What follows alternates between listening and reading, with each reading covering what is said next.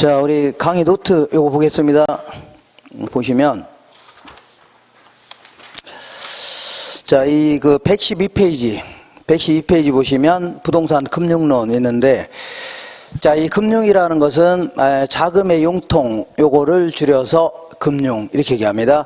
근데 우리가 일반적으로 뭐 융통한다 이렇게 할 때는 뭐 어디서 돈을 빌린다 뭐 이럴 때 뭐 융통한다 이런 표현을 많이 쓰는데, 이 금융은 융통보다는 훨씬 더 넓은 개념입니다. 그러니까 어떤 형태로 자금을 조달할 것인가, 자금 조달과 관련된 어떤 총체적인 활동, 이걸 전부 다 뭐라고요?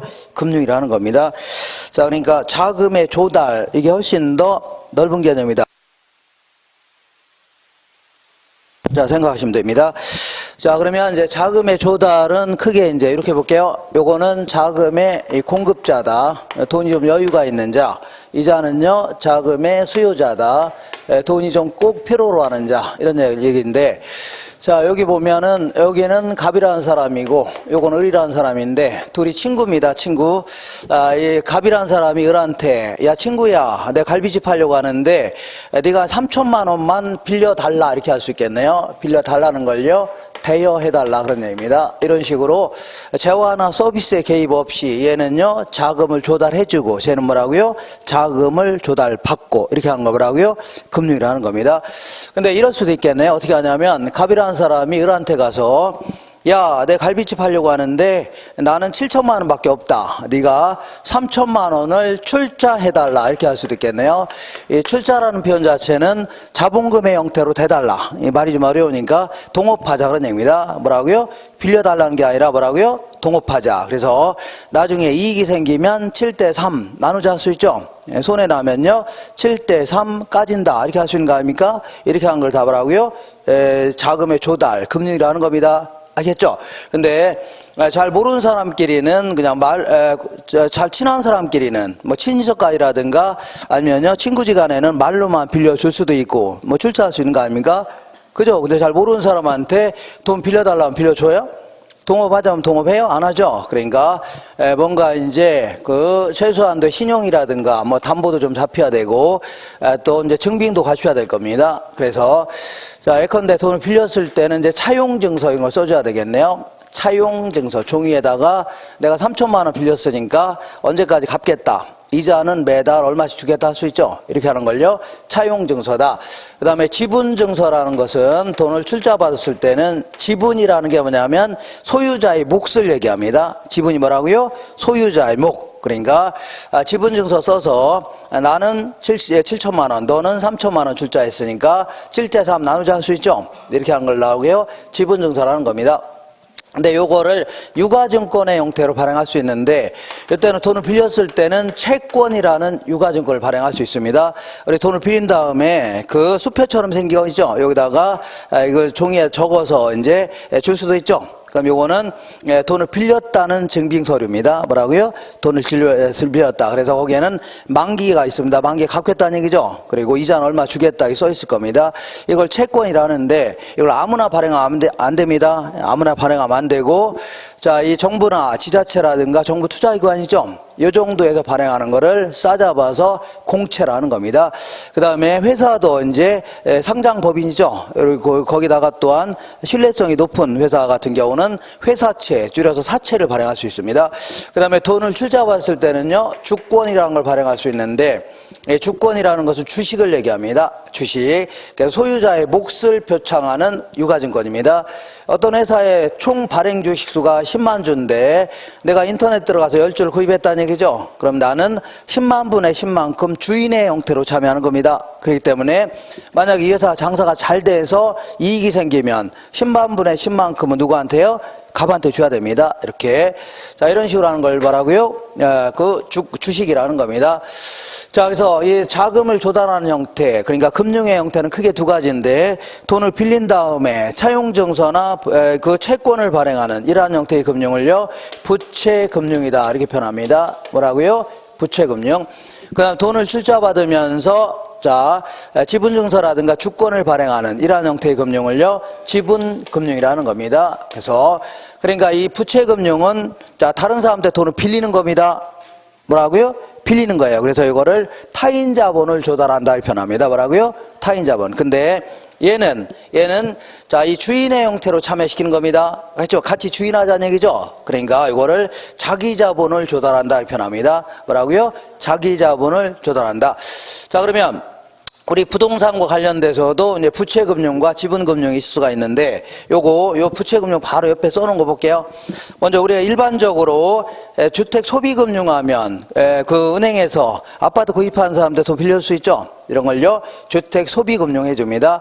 그리고 또한 이 은행이 건설업자한테 돈 빌릴 수 있죠. 이런 걸요 주택개발금융 이렇게 표현합니다. 그리고 이 개발금융의 특수한 형태 중에 하나가 프로젝트 파이낸싱이라고 있는데 이것도 부채금융입니다. 부채와 관련돼서 채권도 발행하고 있는데 ABS다 혹은 뭐라고요? MBS 이러한 채권을 발행합니다. 이따 하기로 하고, 그 다음에 그 밑에 지분금융과 관련돼서는 부동산 투자회사, 리츠회사, 부동산 신디케이트, 그 다음에 조인트 벤처 있죠? 요 세 놈은 그 자금을 조달하면서 주식이라든가 주식과 유사한 사원권 같은 거 있죠? 이런 걸 발행하는 형태의 답을 하고요. 지분금융입니다. 이렇게 정리하세요. 이렇게 하시고. 자, 오른쪽 보겠습니다. 자, 그러면, 오른쪽이 아니라 일단은 이 부채금융과 관련돼서 공부할 내용은 크게는 한 4가지 정도로 압축해 볼 수 있습니다. 요거와 관련돼서 공부할 내용은요, 하나 정도로 압축할 수 있는데, 자, 돈을 빌려줄 때 그 은행은 무턱대고 돈을 무조건 많이 빌려주지는 않겠죠? 지네들도 빌려줬다 뜯길 수도 있는 거 아닙니까? 그러니까 지네들도 어떤 법칙을 정해서 거기에 맞게끔 빌려주려고 할 겁니다. 그래서 대출 가능 금액, 요거를 좀 정리를 하셔야 됩니다. 자, 두 번째는 자, 돈을 빌려줬겠다. 그러면, 근데 5%로 돈을 빌려줬는데, 나중에 한 3, 4년 지나서 인플레이션이 심해졌습니다. 그러면 인플레가 심해지면 화폐 가치가 떨어지거든요. 그러면 은행은 어떤 식으로 손해 보려고 안 보려고요? 안 보려고 하겠죠. 그래서 이자율을 어떤 형태로 조정하려고 할 겁니다. 이런 거를 좀 공부할 필요가 있습니다. 자, 세 번째는요.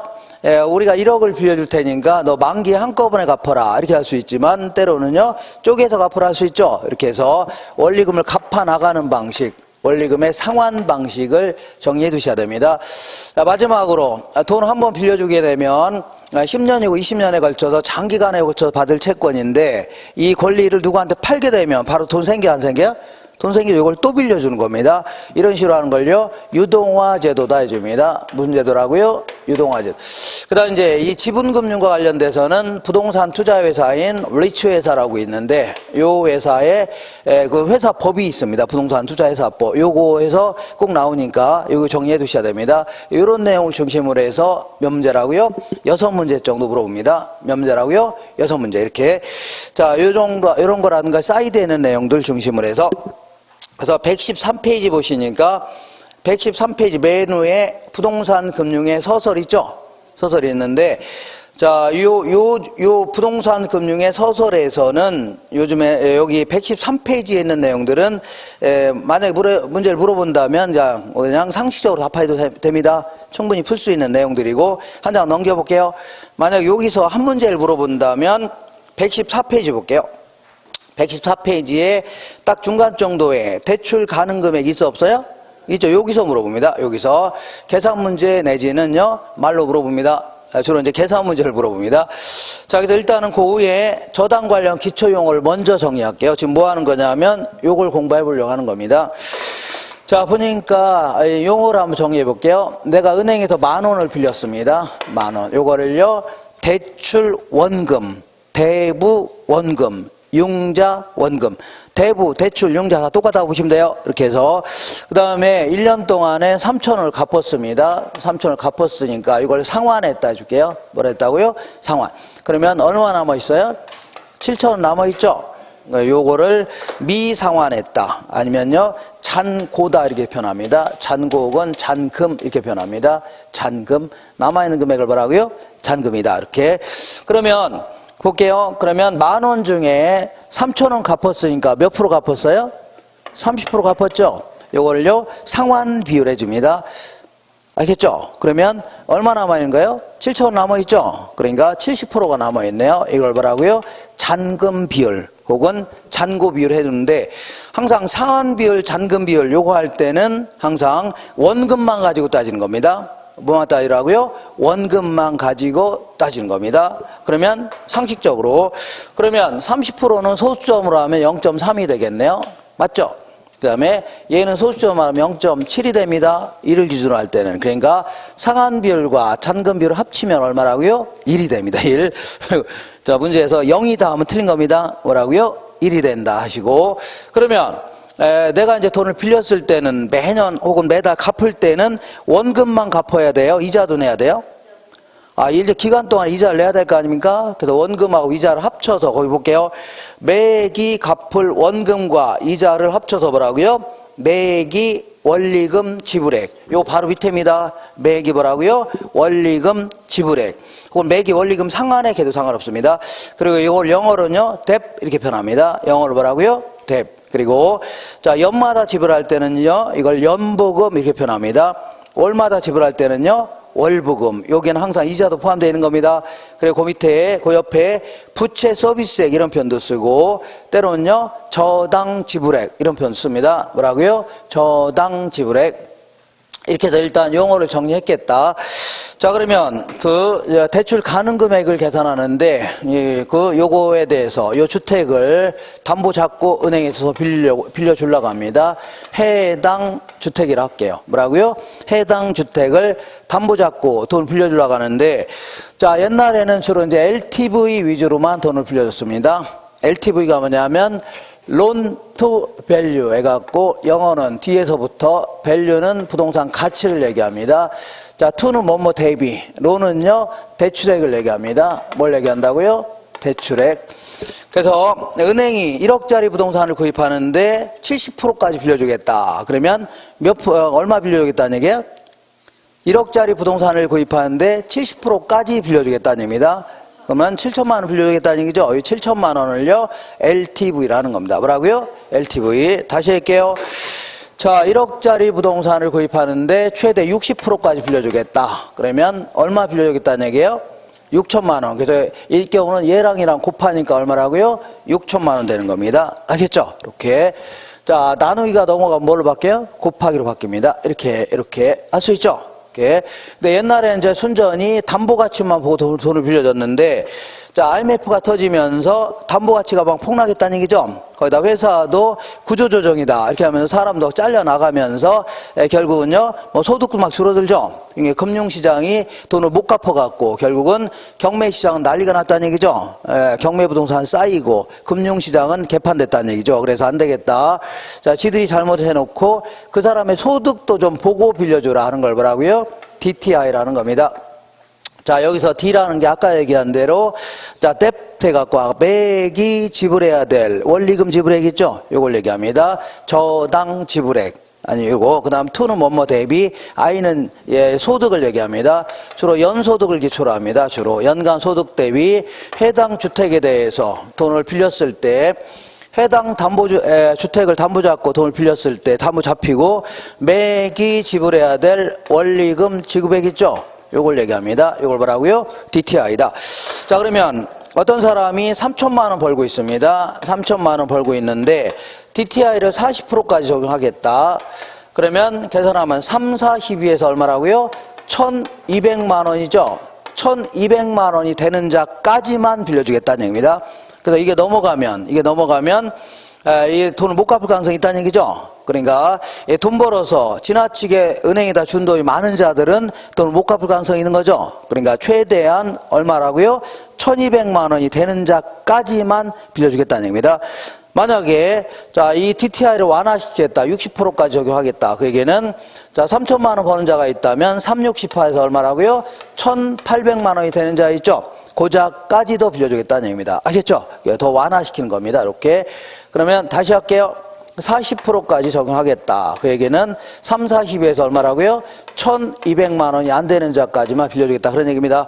그리고 여기서는 문제에서 거의 원리금 균등 상환액을 가정합니다. 왜냐하면 그렇게 할 수밖에 없어요. 저당 상수가 주어진다는 얘기는 원리금 균등 상환액을 가정합니다. 그렇지 않으면 상당히 복잡해져요. 문제 자체가 상당히 복잡이기 때문에.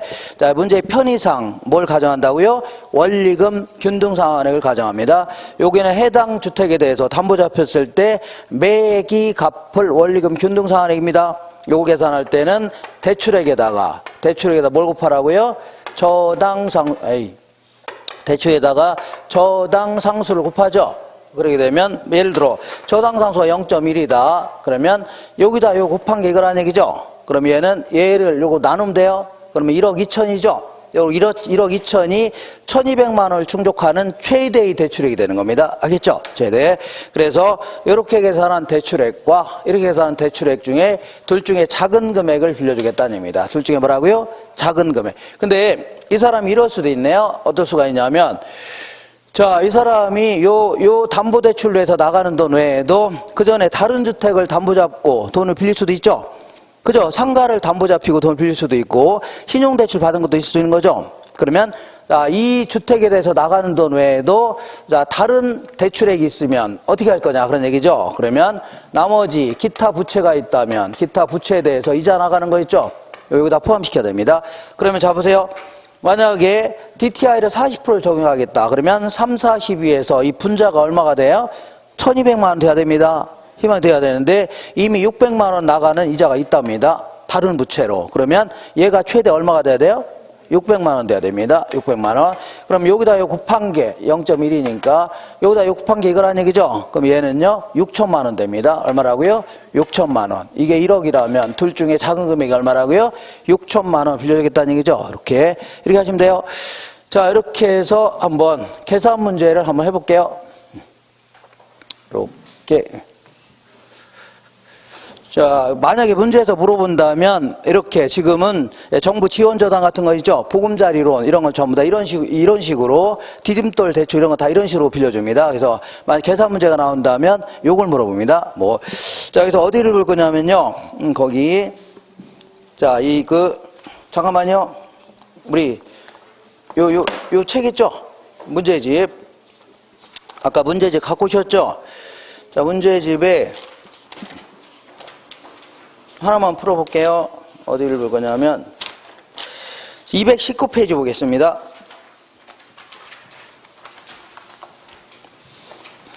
219페이지 찾으셨나요?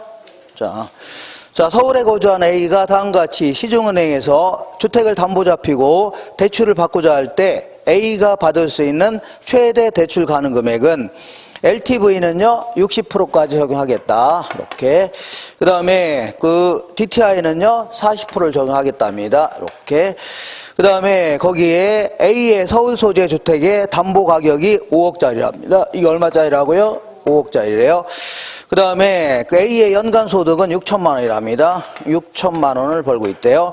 그리고 자, 사업자금 대출 받은 게 있는데 연간 이자 나가는 게 1200만 원 나가는 게 있답니다. 이거 얼마 나가는 게 있다고요? 1200만 원 나가는 게 있대요. 자, 그리고 연간 저당상수는요 0.12랍니다. 그러면 막 다 됐네요. 계산해 볼게요. 일단 LTV를 충족하는 대출액은요 5, 6, 30에서요 3억이 됩니다. 얼마라고요? 3억. 그 다음에 DTI를 충족하는 분자가 얼마가 되냐면 4, 5, 20에서 2천만 원입니다. 얘랑 곱하면 돼요. 그럼 이 분자가 나올 거 아닙니까? 분자가 얼마라고요? 2천만 원인데 이미 1200만 원 나가는 게 있어 없어요? 4, 6, 24네. 2400만 원이죠? 근데 이미 1200원 나가는 게 있어 없어요?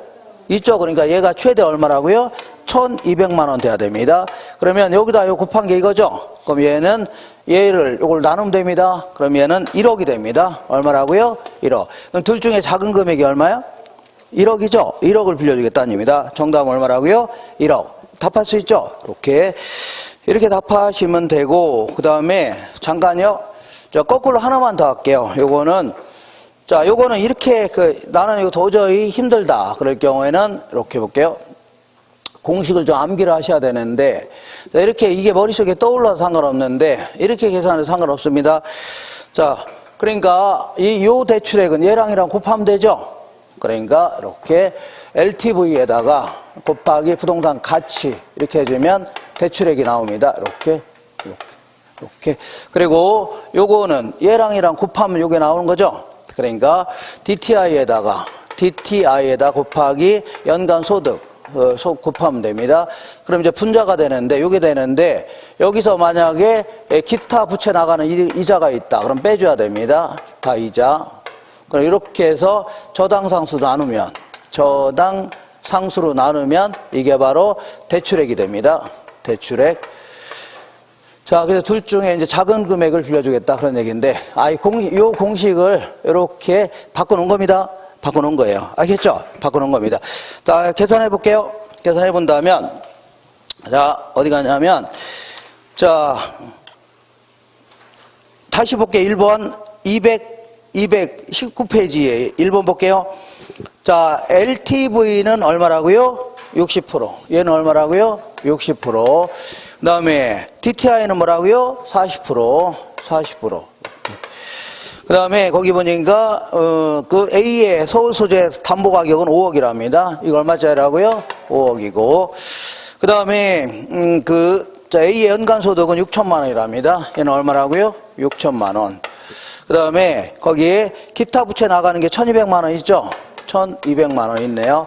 그리고 연간 저당 0.12라고 해 있죠? 그러면 요렇게 해서 그냥 이 공식을 여기다 바꿔놓은 겁니다. 그래서 자, 그러니까 얘는 5, 6, 30에서 3억이 되겠네요. 그리고 얘는 4, 6, 24에서 2400 있죠? 2400에서 1200 빼니까 1200만 원 나왔죠? 1200만 원 나누 0.12 하니까 1억이 됩니다. 둘 중에 작은 금액이 얼마야? 1억이죠? 이렇게 해서 간편하게 계산할 수 있는데 또 이걸 또 공식으로 암기하려면 또 힘들겠네요. 그죠? 둘 중에 한번 해보세요. 그죠? 이렇게. 자, 그리고 이제 요거는 한 문제가 예전에 상업용 부동산에 대해서 이렇게 물어본 적이 있는데, 자, 우리 다시 거꾸로 볼게요. 요 문제집 거꾸로 216페이지에 잠깐 보겠습니다. 자, 이거 상업용 부동산 같은 경우에는 그 부채 감당률하고 LTV하고 부채 감당률 요걸 두 가지를 가지고 빌려주기도 합니다. 부채 감당률. 어차피 상업용 부동산은 장사가 잘 돼야 되죠. 그래서 부채 감당률은 순 영업소득을 뭘로 나누는 거라고요? 부채 서비스로 나누는 겁니다. 요건 매기 지불해야 될 원리금이죠. 매기 지불할 원리금인데 요것도 마찬가지로 자, 이 뭘 가정하여 원리금 균등 상환액을 가정할 수밖에 없습니다. 그렇지만 문제 자체가 되게 복잡해져요. 그러니까 요 금액은 매기 지불해야 될 원리금 균등 상환액이 되기 때문에 대출액에다가 뭘 곱하라고요? 대출액에다가 저당상수 곱해주면 됩니다. 뭘 곱하라고요? 저당상수. 이렇게 해서 자, 이렇게 계산한 대출액과 이렇게 계산한 대출액 둘 중에서 작은 금액을 빌려주겠다는 얘기입니다. 둘 중에 뭐라고요? 작은 금액을 빌려주겠다. 자, 읽어볼게요. 1번. 시장 가격이 5억이고 시장 가격이 얼마라고요? 5억이랍니다. 얘는 5억이랍니다. 자, 그리고 순영업소득이 1억이랍니다. 얘가 얼마라고요? 1억이래요. 자, 상가를 보유하고 있는 A가 추가적으로 받을 수 있는 최대 대출 가능 금액은 요거는 최근 10년 동안 이렇게 물어본 건 하나밖에 한 번 물어봤습니다. 그러니까 너 힘들면 아까 한 거는 반드시 할 줄 아셔야 돼요. 네, 요거는 힘들면 이런 게 있구나. 자, A가 추가로 받을 수 있는 최대 대출 가능 금액은 일단 연간 저당 상수는 0.2랍니다. 얘는 얼마라고요? 0.2. 그 다음에 대출 승인 조건은 LTV는 60%까지. 최대 얼마라고요? 60%. 그 다음에 부채 감당률은 최대요? 2 이상입니다. 이렇게. 자, 그 다음에 상가의 기존 저당 대출금이 얼마 있어요? 1억이 있답니다. 기존에 얼마 있다고요? 1억 있대요. 자, 그럼 됐네요. 일단은 LTV를 충족하는 대출액은 5, 6, 30에서 얼마라고요? 3억이 됩니다. 그리고 여기서 요거 나눈 게 1한 얘기죠? 그러면 얘는 얼마라는 얘기예요? 5천만 원이라는 얘기입니다. 얼마라고요? 여기서 이거 나눈 게 1한 얘기는 이게 얼마라고요? 5천만 원이라는 얘기입니다. 알겠죠? 나 계산하기 힘들다 그러면 얘를 나누면 돼요. 그건 얼마라고요? 5천만. 그러면 여기다 곱한 게 이거란 얘기죠? 그러면 5천만 원하고 0.2 하니까 얘는 2억 5천만 원입니다. 얼마라고요? 2억 5천만 원 나올 겁니다. 2억 얼마라고요? 5천만. 그러니까 최대 얼마 빌려주겠다고요? 2억 5천만 원 빌려주겠다 그런 얘기인데 이미 1억 빌려 갔어요? 안 갔어요? 갔죠? 그러니까 추가로 빌려줄 돈은 얼마라고요? 1억 5천만 원입니다. 얼마라고요? 1억 5천. 그러니까 이것도 마찬가지 여기다 아까 부채 감당을 했었죠? 여기다 이제 집어넣고 요거는 매기 갚을 거라고요? 원리금 균등상환액이다. 이 가정하면 됩니다. 할 수 있죠? 오케이. 자, 이렇게 해서 요거 지울게요. 지우지 말랍니다. 이렇게. 자, 이렇게 해서 요렇게 이제 부채 감당률 가지고 물어본 거는 한 번밖에 안 되는데, 요거는 뭐, 요렇게 물어볼 가능성은 많지는 않아요. 그래서, 아까 DTI 있죠? 요걸 가지고 계산하는 것은 할 줄 아셔야 됩니다. 이렇게. 자, 이렇게 해서 뭐까지 알아봤어요? 자, 대출 가능 금액 알아봤습니다. 뭐라고요? 대출 가능 금액. 자, 그리고 DSR이라고 해서 이런 거는 나중에 문제 내기도 아주 애매합니다. 그래서 그걸 물어볼 가능성은 많지는 않지만 그것도 나중에 문제 만들어서 한번 해볼 겁니다. 지금은. 자, 어디를 다시 오고 돌아갈게요. 돌아가셔서 일단 돈을 빌려줬겠다. 그러면 자, 116페이지 보겠습니다. 몇 페이지라고요? 116페이지.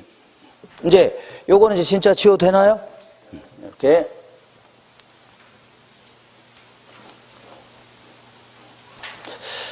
자, 빌려줬겠다. 근데, 자, 요런 얘기를 해볼게요. 어떤 얘기냐면, 이쪽으로 올게요. 이쪽 쭉 오겠습니다. 자, 1억을 빌려줬는데, 약정금리는 5%였습니다. 5%. 이렇게.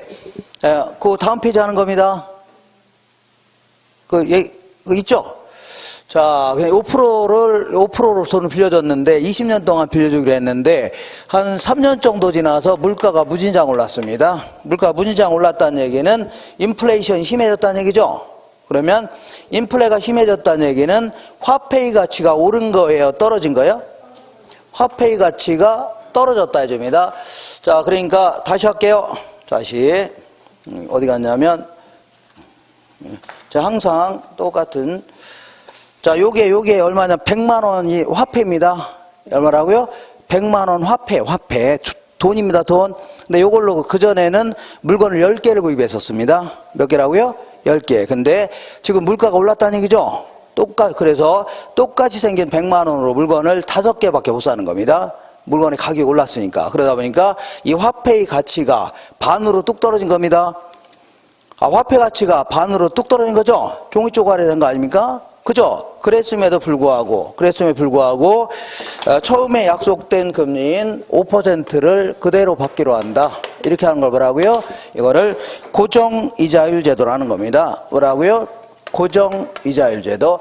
그러면 자, 이 인플레가 심해져서 화폐 가치가 뚝 떨어졌음에도 불구하고 똑같은 이자를 받으니까 누가 손해보냐면 자, 은행을 대출자라는 겁니다. 은행을 뭐라고요? 대출자가 손해를 본다 해줍니다. 그러니까 항상 시험에서는 일반적인 상황을 가정합니다. 일반적으로 우리가 물가가 오르는 게 일반적이에요? 떨어지는 게 일반적이에요? 오르는 게 일반적이죠? 올랐을 때 누가 손해본다고요? 은행이 손해봅니다. 누가 손해봐요? 은행. 그래서 안 되겠다. 원래 약정금리는 몇 프로였다고요? 5%였는데 요거를 한 7% 정도 올려서 받겠다는 얘기죠? 이렇게 하는 걸 뭐라고요? 변동금리 제도다 해집니다. 뭐라고요? 변동금리 제도. 그러면 자, 원래 인플레가 심해지면 은행이 요거 손해봐야 되는데 이거를 이자를 올리면서 돈을 빌려간 자 있죠? 고자한테 떠넘긴 형태가 된 겁니다. 그러다 보니까 차입자가 30만 원 이자 내다가 갑자기 50만 원 낼 판이죠. 결국은 차입자가 돈을 빌려간 자를 뭐라고요? 차입자라고 하는 겁니다. 차입자가 상대적으로 뭘 본다고요? 손해를 본다 해줍니다. 이렇게. 그러면 우리가 일반적으로 물가가 오르는 게 일반적이에요? 떨어지는 게 일반적이에요? 오르는 게 일반적이죠? 그러면 은행 입장에서는 고정금리로 빌려주고 싶어요? 변동금리로 빌려주고 싶어요? 변동금리로 빌려줘야 나중에 인플레가 심해지면 그때 막 올리려고 하죠? 그죠? 자꾸 뭘 빌려요? 변동금리로 빌려주려고 할 겁니다. 근데 자꾸 차입자가 와서 막 고정금리로 빌려달라고 떼쓰는 겁니다. 아니면 이런 금융상품은 정부에서 무조건 뭐라고요? 고정금리로 빌려주랍니다. 이렇게 하죠? 그러면 은행은 손해 보려고 안 보려고요? 안 보려고 할 거 아닙니까? 그죠? 은행은 절대 손해 보려고 하는 집단이 아닙니다. 그러니까 아예 처음부터 이걸 뭐라고요? 초기 약정금리를 하는데 무슨 약정이라고요? 초기에 약정금리를 하는데 자, 초기 약정금리를 보면은 이렇게 고정금리를 적용하는 상품도 있고 변동금리를 적용하는 상품도 있습니다. 그래서 자, 고정금리가 됐든 변동금리가 됐든 어쨌거나 실질금리라는 게 뭐냐면 앞으로 인플레이션이 전혀 없다는 가정하에 뭐가 없다고요? 인플레이션이 전혀 없다는 가정하에 금융기관이 받고자 하는 이자를 있죠? 뭐라고요? 실질금리를 하는 겁니다. 인플레가 없다고 가정하는 겁니다. 그때 은행도 뭐 이자 받는 게 주업 아닙니까? 그때 인플레가 없다고 가정했을 때 받고자 하는 이자를 뭐라고요? 실질금리라는 겁니다. 근데 인플레가 없다고 가정했는데 실제는 인플레가 발생해요, 안 해요? 조금이든 많이든 계속 발생하는 거죠. 그죠? 그러면 나중에 인플레가 실제 발생하면 변동금리 제도는 나중에 가서 올리면 돼요, 안 돼요? 얘는 나중에 실제 인플레가 발생하면 그때 가서 올리면 되는 거죠.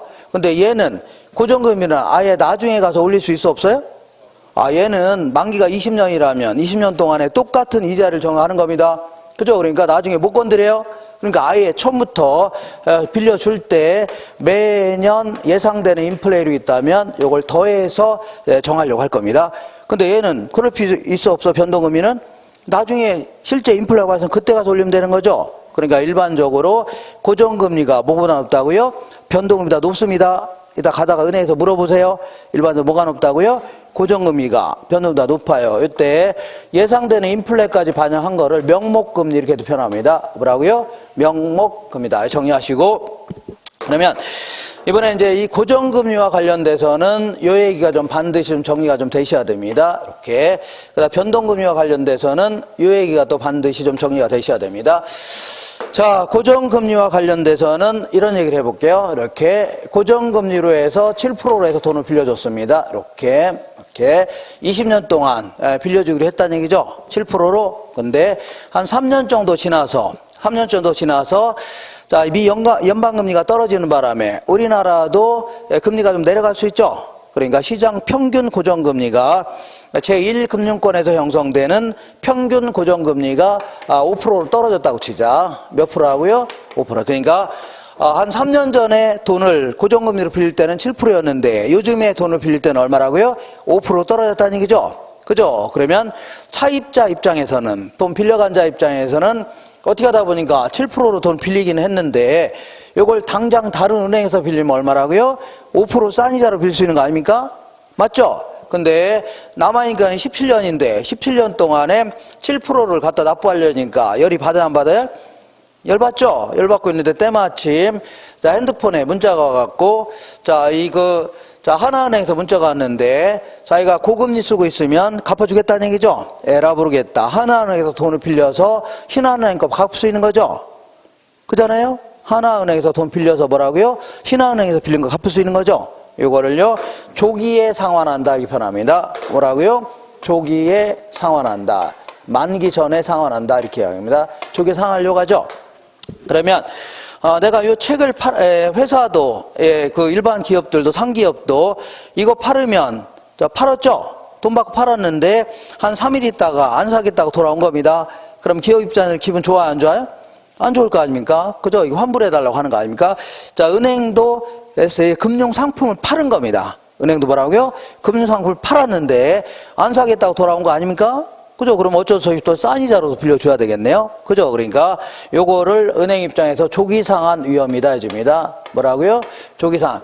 그럼 이런 위험을 좀 줄일 수 있는 방법이 없냐? 요거는 간단히 해결할 수 있습니다.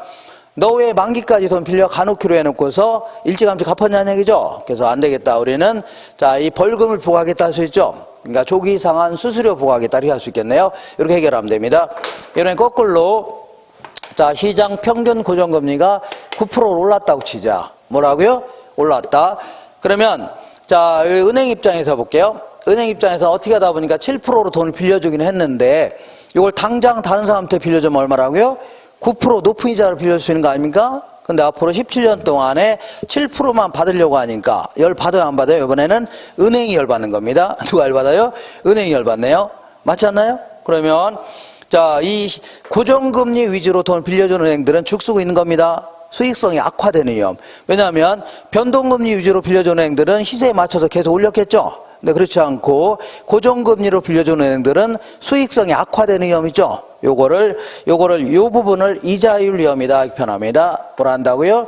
이자율 위험이다. 이렇게 이 부분을 조기 상환해 주는 바람에 수익성이 악화되는, 그러니까 결국은 고정금리를 처음부터 많이 설정해야 되는데 그러지 못해서 이렇게 손해보는 겁니다. 알겠죠? 제대로 인플레 맞춰서 제대로 책정을 했어야 되는데 그러지 못해서 그런 겁니다. 그러면 이러한 위험을 줄일 수 있는 방법이 없냐? 요거는 없습니다. 다만 차입자가 돈 얼른 갚는다면 비싼 이자로 빌려주는 방법이 있을 수 있죠. 근데 차입자가 돈 얼른 갚으려고 해요, 안 해요? 얼른 갚았다가 만기 동안 자기는 다른 게 비싸게 이자를 빌릴 수밖에 없는 거죠. 그럼 뭐하러 갚습니까? 현재 싼 이자로 쓰고 있는데 안 갚으려고 할 겁니다. 별 방법이 없어요. 다만 이렇게 차입자를 설득하는 방법, 꼬시는 방법이 있습니다. 지금 남아있는 금액이, 또 1억 중에 남아있는 금액이 7천만 원 정도 남아있는데 은행이 그러는 겁니다. 우리가 니네들도 잔고를 한 200만 원 깎아주겠다. 한 6,800만 원만 받을 테니까 얼른 좀 갚지 않을래? 이렇게 할 수 있죠. 그러면 차입자가 원모로 갚았다. 그럼 이거 가지고 아주 비싼 이자로 빌려주는 방법이 있죠. 이런 게 있을 수 있는데 요즘에는 제 차입자 회사들 명석해서 그냥 안 갚으려고 할 겁니다. 별다른 방법이 없을 수 있는 거죠. 이렇게 하시면 됩니다. 자, 이렇게 해서 요거는 아주 자주 물어보니까 좀 기억하셔야 됩니다. 기억하시고 이번에는 변동금리는 자, 실제 인플레에 맞춰서 계속 변동시켰다 그런 얘기입니다. 이걸 뭐라고요? 변동금리 제도라는 겁니다. 무슨 제도라고요? 변동금리 제도인데 요거는 이론적으로 이제 변동금리를 적용하는 방법 좀 알아볼게요. 자, 1억을 빌려주면서 5%로 돈을 빌려줬습니다. 근데 한 3년 정도 지나서 3천만 원은 갚았어요. 그럼 얼마 남아있어요? 7천만 원 남아있는 거 아닙니까? 이 상태에서 물가가 무진장 올랐답니다. 물가가 뭐라고요? 무진장 올랐다. 그러면 이 5% 이자율을 올리겠다 그런 얘기 아닙니까? 이거 올리겠다는 얘기죠? 이걸요, 변동금리 제도로 하는 겁니다. 요걸 올리는 방법은 이론적으로 크게 세 가지가 있습니다. 이론적으로. 자, 맨 먼저 가변이자율 제도라는 게 있고, 조정이자율 제도, 뭐라고요? 재협정이자율 제도, 이런 게 있는데, 가변이자율 제도는 물가가 오르면 이자를 올려야 되겠다는 얘기죠. 가장 일반적인 형태를 뭐라고요? 가변이자율 제도라는 겁니다. 근데 조정이자율 제도는 물가가 오르면 이자 올려야 되겠다는 얘기죠. 근데 예를 들어 물가 외의 요인, 예를 들어 경기 변동이 너무 심하다든가 환율 변동이 심할 수 있죠. 이런 것들도 전부 다 이자 올리는 데 써먹겠다는 얘기죠. 그죠? 이런 식으로 대출자한테 보다 많은 재량권이 부여되어 있는 이러한 방식을 뭐라고요? 조정이자율 제도라는 겁니다. 그 다음에 재협정이자율 제도는 대출자하고 차입자가 일정 기간마다 만나서 협상하는 겁니다. 아시죠? 3에서 5년마다 예를 들어 만나서 우리 요즘에 물가가 너무 심해져서 이자를 올려야 되겠습니다. 이렇게 해서 협상하는 거죠. 그럼 차입자가 싫은데요. 그러면 정관을 잘 보시면 아시겠지만 약관을 이 협상이 잘 안 되면 좀 갚으셔야 되겠습니다. 나올 거죠. 그러면 이 7천만 원 또 어떻게 갚습니까? 그래서 서로 어쨌거나 협상하면서 결정하는 걸 뭐라고요?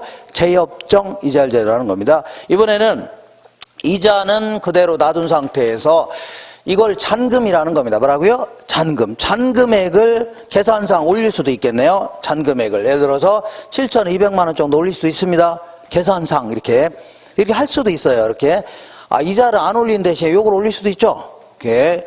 그러니까 남은 금액 요거를요 가격 수준 조정 대부라는 겁니다. 뭐라 할까요? 가격 수준 조정 대부. 그래서 자, 요거는 이론적으로 이렇게 올리는 방법인데 이런 거에서 물어볼 가능성은 많지는 않습니다. 그러면 뭐에서 물어보냐? 우리나라 담보대출에 대한 변동금리는 실제로 어떤 식으로 적용하냐면 이렇게 적용합니다. 변동금리는 이렇게 기준금리에다가 금리에다가 가산금리라는 거를 더해서 책정합니다.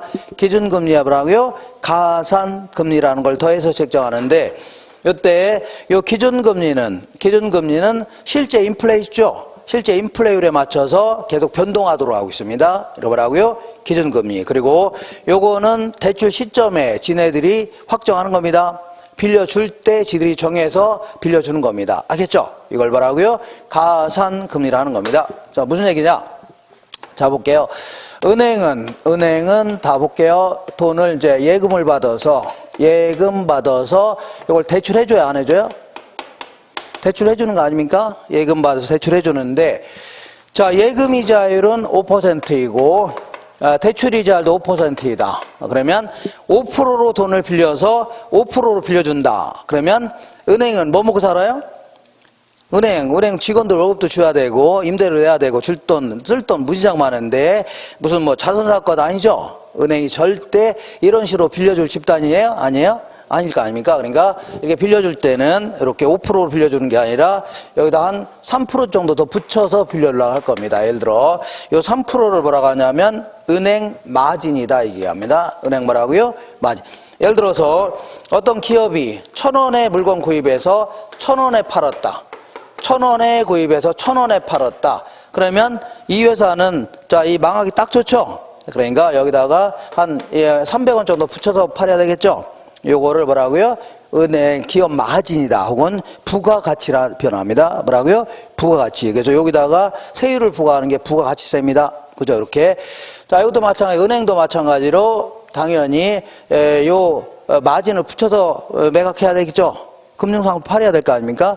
그리고 아무리 담보대출이라 하더라도 이거는 단기대출이 아니라 뭐라고요? 장기대출이기 때문에 나중에 담보가치가 어떻게 될지 모르는 거죠? 그러니까 소득도 어떻게 될지 모르니까 그 사람의 신용도 좀 감안합니다. 신용도 좀 감안해서 결정하는 건데 이건 대출 시점에 확정됩니다. 뭐라고요? 대출 시점에 확정되는 거고 그 다음에 이제 이 기준금리는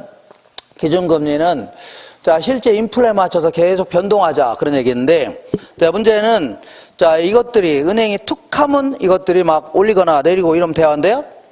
갑자기 막 이자를 올리거나 이러면 안 되죠. 그래서 금융위가 약속을 합니다. 약속. 3개월에 한 번씩 변동하자. 아니면요, 6개월에 한 번씩 변동하자. 이렇게 약속해야 됩니다. 갑자기, 이번 달에 갑자기 이자가 뭐 올라가고 그러면 돼야 한대요? 안 되는 겁니다. 3개월에 아니면 6개월, 아니면 1년에 한 번씩 변동하자 나오는 거죠. 그리고 아무 근거도 없이 막 올리거나 내리면 돼야 한대요?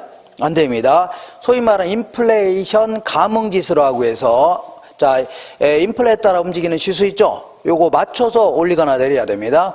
예를 들어서 소비자 물가지수라든가 생산자 물가지수 같은 거 있죠? 요걸 감안해서 결정해야 되지 지들 맘대로 결정하면 돼야 한대요? 안 됩니다.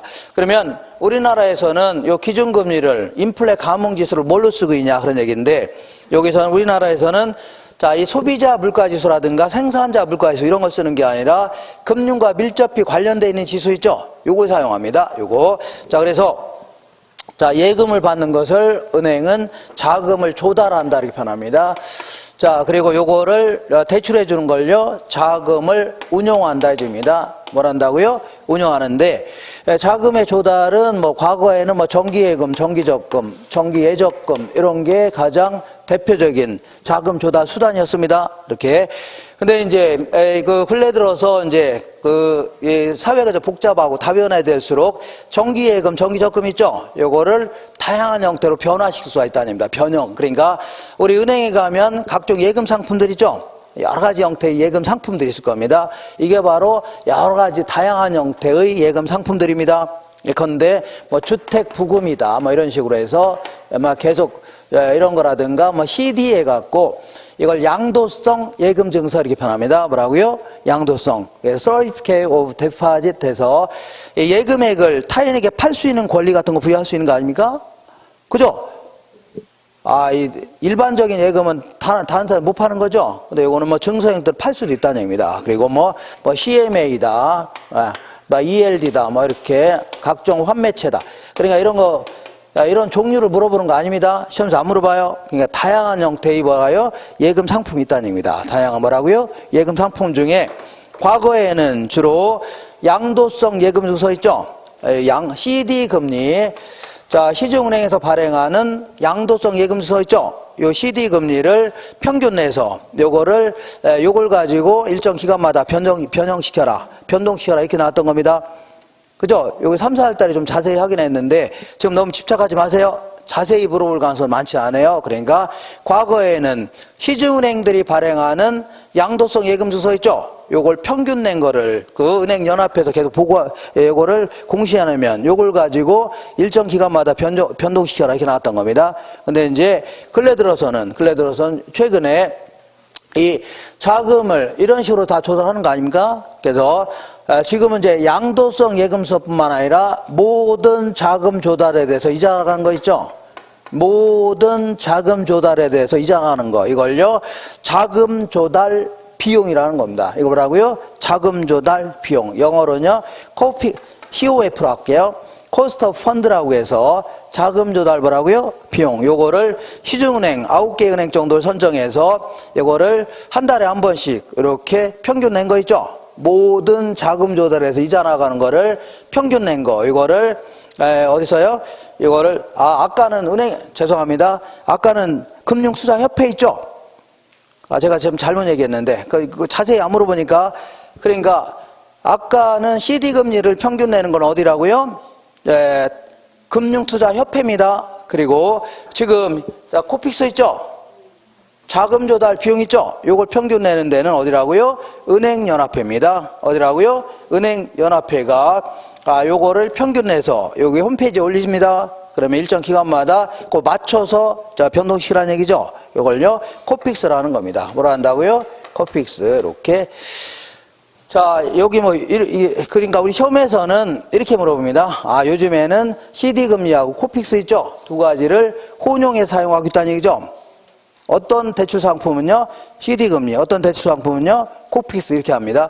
그래서 아까 다시 할게요. 아까 제가 잠깐 잘못 얘기했는데, 자, CD 금리를 평균 내는 데는 어디라고요? 자, 금융투자협회입니다. 그리고 코픽스를 평균 내는 데는 어디라고요? 은행연합회인데 이런 걸 물어볼 가능성은 없어요. 다만 제가 정확히 얘기할 필요는 있어서 그런 겁니다. 이렇게 해서 이렇게만 하시면 돼요. 이렇게 하시고 다만 그 밑에 117페이지 딱 중간에 볼게요. 대출자 입장에서의 변동금리다 해서 자, 만약에 이 변동금리는 실제 인플레에 맞춰서 계속 변동시키자 그런 얘기 아닙니까? 인데 이렇게 볼게요. 만약에 1년에 한 번씩 변동하자 이렇게 한다면 1년 동안에는 인플레가 심해져도 은행은 못 건드는 거죠. 은행이 손해볼 수밖에 없네요. 근데 3개월에 한 번씩 변동하자 그러면 툭 하면 변동할 수 있죠. 훨씬 더 대출자가 유리합니다. 조정기가 짧을수록. 그 다음에 금리 조정 폭이 클수록 유리하다는 얘기는 올릴 때 이것도 한없이 올릴 수도 있는 거죠. 훨씬 더 유리하다는 얘기입니다. 그 다음에 아까 얘기한 대로 저 볼게요. 일반적으로는 고정금리가 높아요? 변동금리가 높아요? 초기금리가? 고정금리가 높다고 했죠? 그럼 거꾸로 한다면 변동금리가 낮습니다. 뭐가 낮다고요? 변동금리가 낮다. 고정금리보다 초기의 금리가 낮습니다. 그 다음 이번에는 자, 이 금리, 변동금리는 실제 인플레에 따라 계속 변동하자 그런 얘기인데 근데 문제는 이렇게 이제 금리 상승기 때 계속 올라간다면 인플레가 심해져서 계속 올라간다면 돈이 많은 사람들이야 이자 잘 갚을 수 있지만 우리 극빈층들 이런 분들은 자 갑자기 이자보다 커질 수 있는 거죠. 그죠? 150만 원 벌어서 50만 원 이자 내다 갑자기 100만 원 내라고 하면 거의 못 내겠죠. 그래서 금융시장이 엉망이 될 수 있기 때문에 정부 입장에서는 니네들 이거 이상은 올라가지 말아라 이렇게 할 수 있죠. 이걸요 금리 인상의 상한선이라는 겁니다. 뭐라고요? 금리 인상의 상한선. 그러면 이렇게 하게 되면 은행 입장에서는 자 생각할게요. 인플레가 심해져서 화폐 가치가 떨어지는 바람에 계속 올리려고 했더니 정부에서 못 올리게 하는 거죠. 그러면 은행 입장에서는 손해 보려고 안 보려고요? 안 보려고 하겠죠. 그러면 아예 처음부터 초기 약정금리를 처음부터 올리려고 할 겁니다. 뭐라고요? 초기 약정금리를 처음부터 높이려고 하겠죠. 은행은 절대 손해보려고 하지 않을 거죠. 이렇게 하시면 됩니다. 이렇게 해서 요 정도, 여기부터 여기까지 있죠. 이건 너무 자세히 하지 마시고 그냥 뭐라고요? CD라든가 코픽스 형태를 사용한다는 얘기죠. 이렇게만 가볍게 하시면 됩니다. 이렇게 해서 여기서 여기까지 정리하시면 돼요. 그리고 잠깐만 쉬었다가 원리금 상환 방식 알아볼 겁니다. 잠깐 쉴게요.